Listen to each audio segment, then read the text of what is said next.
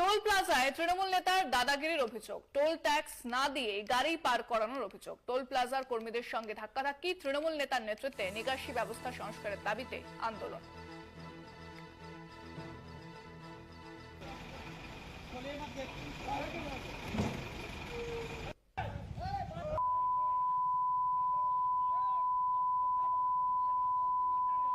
দেখতে পাচ্ছেন যে ছবি, টোল প্লাজার তৃণমূল নেতার দাদাগিরি, তৃণমূল নেতার নেতৃত্বে নিকাশি ব্যবস্থা সংস্কারের দাবিতে আন্দোলন।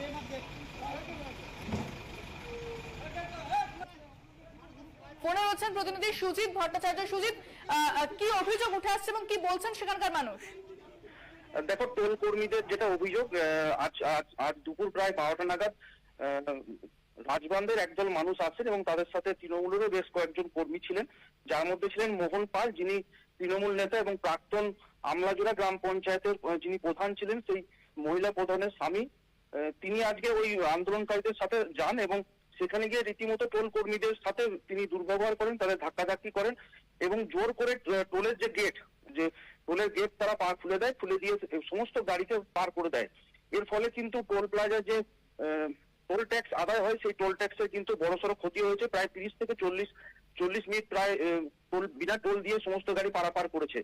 সাধারণ মানুষের যেটা বা বিক্ষোভকারীদের যেটা বক্তব্য, রাজবান্ধ বাস স্ট্যান্ড যেটা রয়েছে জাতীয় সড়কের একদম লাগোয়া, সেই বাস স্ট্যান্ডের সামনে দীর্ঘদিন ধরে জমা জল রয়েছে এবং নিকাশি নালাও বেহাল হয়ে পড়ে রয়েছে এবং নিকাশি নালার জল সেই বাস স্ট্যান্ডের সামনে জমা হয়ে রয়েছে, যার ফলে নিত্যদিন সেখানে দুর্ঘটনা ঘটছে এবং মানুষ সেই দুর্ঘটনার শিকার হচ্ছেন এবং বেশ কয়েকজন মানুষ ইতিমধ্যে আহত হয়েছেন বলে তারা দাবি করছেন।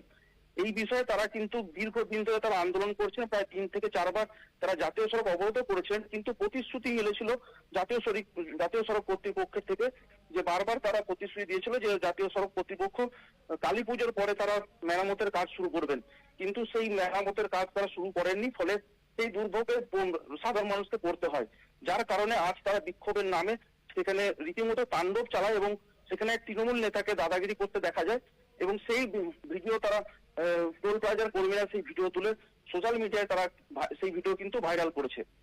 ইন্দ্রাণী, ধন্যবাদ সুজিত।